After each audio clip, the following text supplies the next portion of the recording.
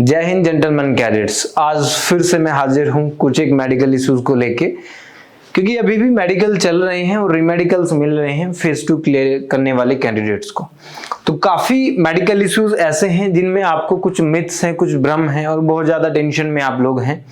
तो उन सबको एक तरफ रख के हम आज इस चीज पे बात करेंगे कि सॉल्यूशन क्या है और क्या पैरामीटर्स होते हैं जिनके थ्रू आप उसको क्वालिफाई करते हैं। चलिए, अगर मैं बात करूं आज की, आज हम किन किन चीजों पे बात करने वाले हैं, तो हम बात करेंगे फ्लैट फुट पे, ईसीजी पे, डीएनएस पे और ऑटोमाइकोसिस पे। ऑटोमाइकोसिस आज मॉर्निंग में ही रोबिन सर को किसी ने अपना रेड कार्ड भेजा और उस पे उसको ये पॉइंट मिला हुआ था। तो हो सकता है कुछ लोगों के लिए एक नया टर्म हो, लेकिन एयरफोर्स, नेवी और आर्मी में ये चीज चेक होती है, आज उसको पढ़ लेंगे। तो सबसे पहले फ्लैट फुट की बारी आती है। देखो, मैं आपको दिखा देता हूँ। फ्लैट फुट, आपका जो नॉर्मल फुट रहता है वो तो ये होता है, ठीक है। नॉर्मल फुट आपका इस तरीके का रहता है जिसमें आपका आर्च बनता है, ठीक है। और फ्लैट फुट आपका स्ट्रेट होता है बिल्कुल, उसमें कोई भी आर्च नहीं बनता है। ये चीज होता है फ्लैट फुट का। एक बार फिर से मैं आपको बता दूं, अगर आर्क आपके फीट का ऐसे है तो ये आपका नॉर्मल है, लेकिन अगर वो बिल्कुल आपका फ्लैट हो जाता है इस तरीके से तो फिर ये फ्लैट फुट में काउंट होता है। अब ये भी पॉसिबिलिटी देखें कितने परसेंट कैंडिडेट्स, सपोज अगर 100 बच्चों को फ्लैट फुट मिलता है तो उनमें से कितने बच्चों की पॉसिबिलिटी होती है कि वो मेडिकल को क्वालिफाई कर जाएंगे, ये भी हम लोग देखेंगे। तो देखिए, इसमें कई तरीके के जब फ्लैट फुट चेक होता है तो वो कई तरीकों से चेक करते हैं। एक होता है फ्लेक्सिबल फ्लैट फुट, इसका मतलब वो नॉर्मल शेप में तो ऐसा रहेगा, लेकिन जैसे ही आप उसको जमीन पे रखेंगे तो बिल्कुल फ्लैट हो जाएगा। तो ये फ्लेक्सिबल होता है। कुछ लोगों का ऐसा होता है, अगर वो जमीन पे नहीं रखा है पैर तो आपको लगेगा कि बिल्कुल नॉर्मल है, फ्लैट फुट नहीं है। कुछ का होता है रिजिड फ्लैट फुट। रिजिड में क्या होता है कि वो नॉर्मल कंडीशन में भी फ्लैट रहता है, जमीन पे रखेंगे तो भी फ्लैट होगा। इन चीजों से दिक्कतें क्या होती हैं, देखिए, आपका हील पेन, नी पेन, ये सब चीजें स्टार्ट हो जाती हैं। और दूसरा, आपके पैर का जो एंगल है वो हल्का सा इस तरीके से हो जाता है, ठीक है। आपके पैर का एंगल हल्का सा ऐसे हो जाता है, टिल्ट, इसको शायद प्रोनेटेड बोलते हैं, इस तरीके से हो जाता है, प्रोनेशन हो जाता है, प्रोनेटेड हो जाता है वो, ठीक है। तो इस तरीके से अगर एंगल जाएगा और फिर बहुत सारी दिक्कतें जैसे हील पेन, नी पेन, ये आपको आना स्टार्ट हो जाएंगी।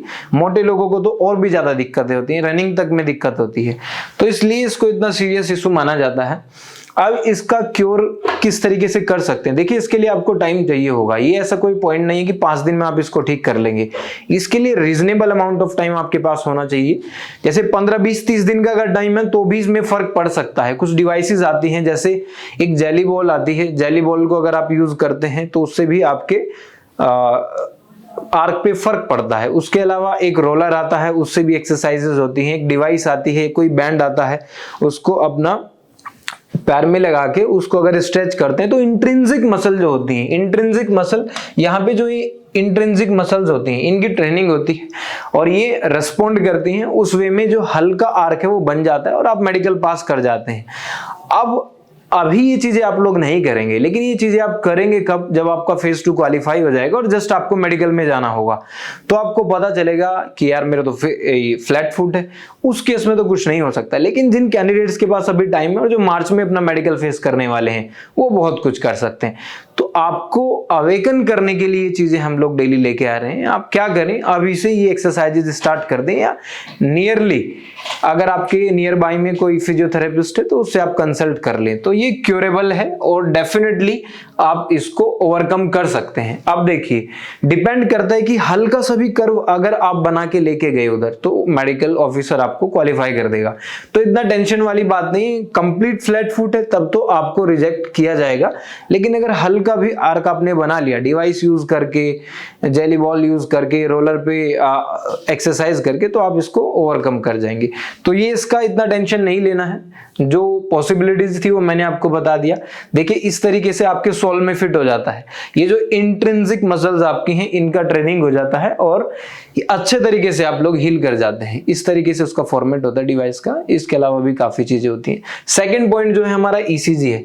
देखिए दोस्तों, ईसीजी के बारे में अगर मैं बात करूं तो हर एयरफोर्स का मेडिकल फेस करने वाले हर 100 बंदों में से लगभग 55-60 को तो डेफिनेटली ईसीजी का पॉइंट मिलता है। सीवीएस रिव्यू मिलता है, ईसीजी का पॉइंट मिलता है, कभी बीपी भी इंक्लूड कर देते हैं। तो ये चीजें मिलती हैं।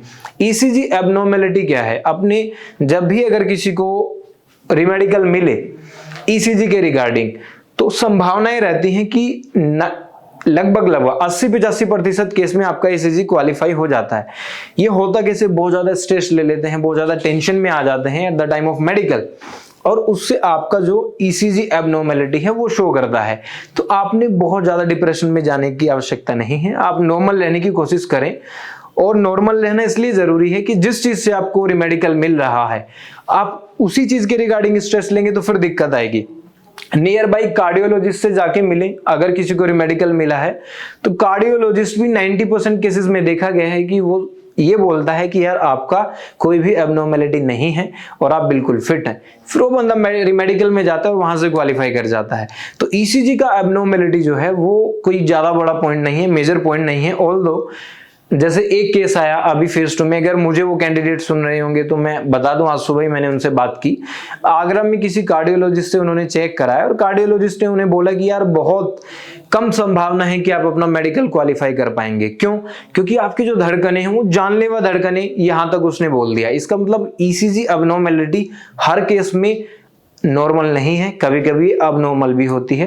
तो 1-2 बार अगर आपका टाइम लगे तो किसी कार्डियोलॉजिस्ट के पास जाके अपने ईसीजी एबनॉर्मेलिटी को भी चेक करा सकते हैं, ताकि जो भी प्रिकॉशंस, जो भी ट्रीटमेंट आपको बताएं आप उसको फॉलो कर सकें और आने वाले आगामी मेडिकल में आप अच्छे तरीके से परफॉर्म कर पाएंगे।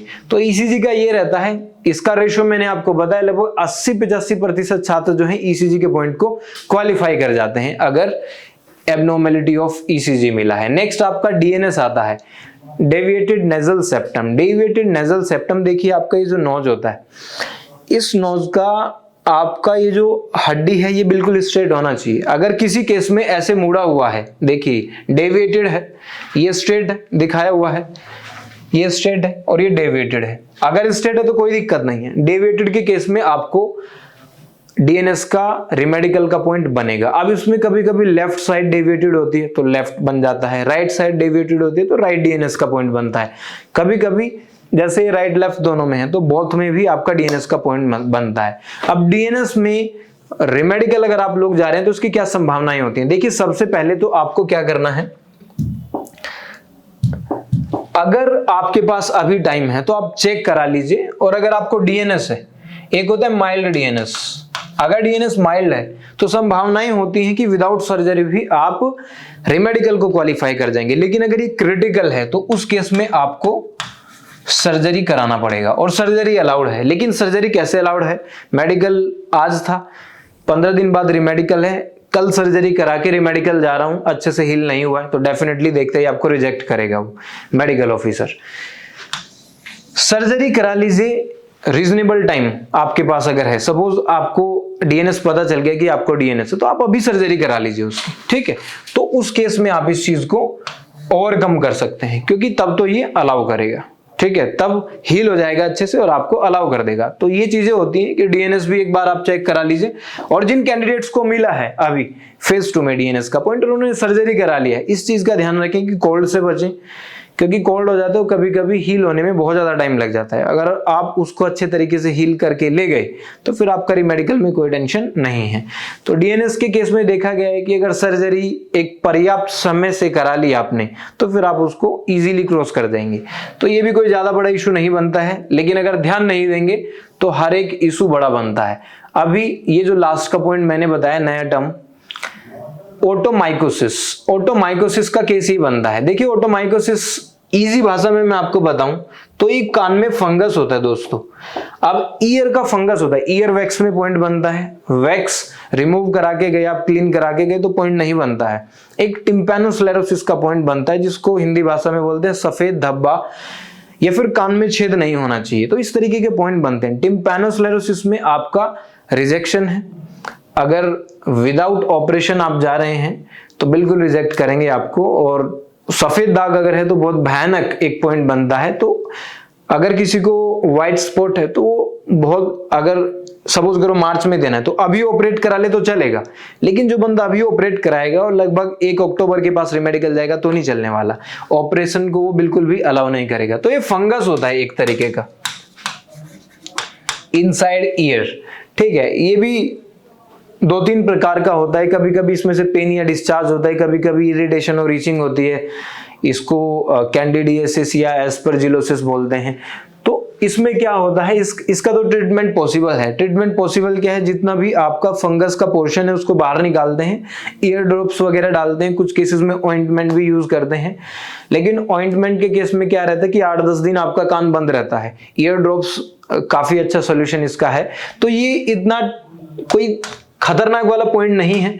जिन कैंडिडेट्स ने आज सुबह में अपना रेड कार्ड भेजा उनको ये प्रॉब्लम है, तो दोस्त डॉक्टर से मिलके इसको आप सोल्व कर सकते हैं। ये इतना कोई बड़ा प्रॉब्लम नहीं है, इसका सॉल्यूशन हो जाएगा। आपके पास रीजनेबल टाइम अभी बचा हुआ है। तो ये कुछ एक प्रॉब्लम्स थी। और मेडिकल की प्रॉब्लम्स देखिए तब आती हैं जब आप लोग बिल्कुल भी जागरूक नहीं हैं। अदरवाइज टाइमली अगर आप लोग जाग जाएं और उन पे काम करें तो रिटेन फेज 2 और मेडिकल के साथ साथ आपको हर एक चीज मिलेगी जो एक्सपेक्टेड है, और बेलगांव का रास्ता आपके लिए तैयार हो जाएगा। या फिर आप चिल्का जाएं, बेलगांव जाएं, कोस्ट गार्ड हो, इंडियन नेवी हो, या फिर एयरफोर्स हो, या फिर आर्मी भी हो, ठीक है। तो ये सभी चीजें हैं जो बहुत ध्यान देने वाली बातें हैं। इन सब चीजों को गौर से आप देखिएगा। तब तक के लिए जय हिंद, जय भारत।